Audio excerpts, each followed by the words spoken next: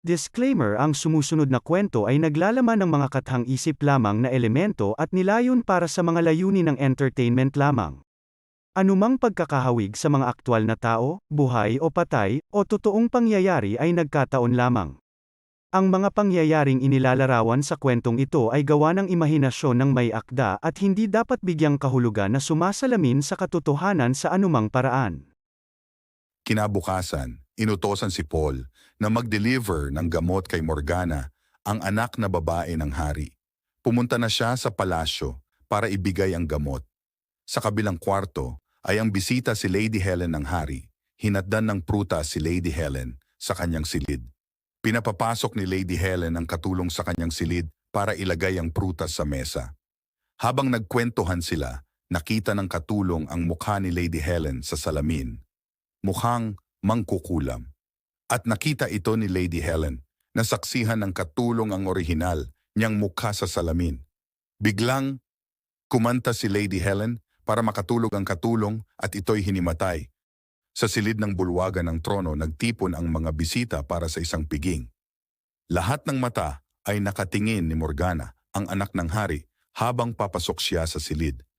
Natamasa natin ang kapayapaan at kaunlaran sa loob ng 20 years. Nagdala ito ng labis na kasiyahan sa kaharian at sa aking sarili. Ngunit kakaunti ang maihahambing sa karangalan ng pagpapakilala kay Lady Helen Mora.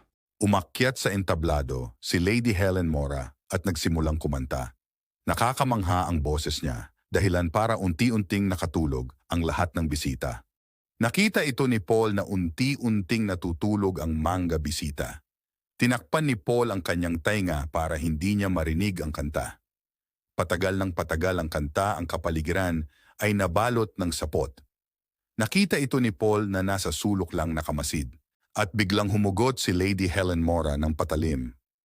Nakita ni Paul ang ginawa ni Lady Helen. Biglang ginamit ni Paul ang kanyang mahika.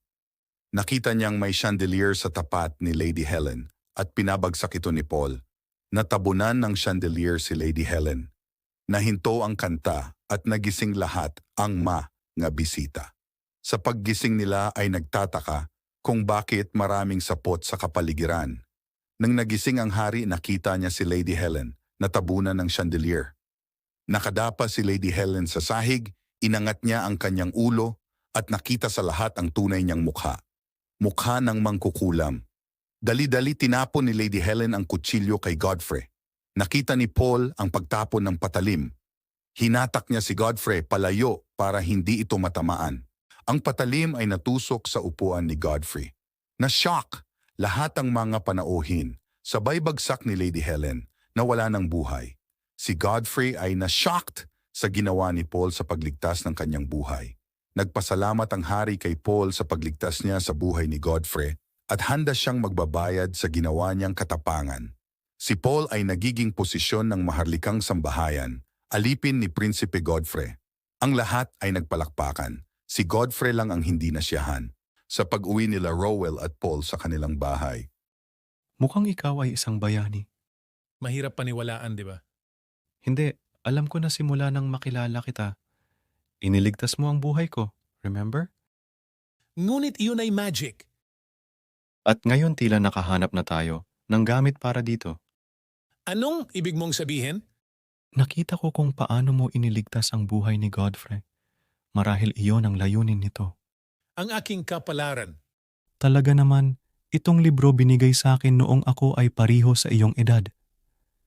Ngunit mayroon akong pakiramdam na ito ay mas kapaki-pakinabang sa iyo kaysa sa akin.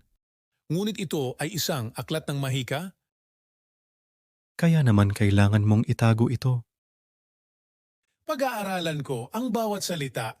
Salamat sa pagpapahintulot sa amin na akitin ang iyong imahinasyon, pakiligin ang iyong mga pandama, at dalhin ka sa mga mundong parehong hindi ka panipaniwala at nakakatakot. Ang iyong feedback, komento, at pakikipag-ugnayan ay nagbibigay inspirasyon sa amin na patuloy na itulak ang mga hangganan ng pagkukwento at upang lumikha ng nilalaman na sumasalamin sa iyo sa malalim at visceral na antas.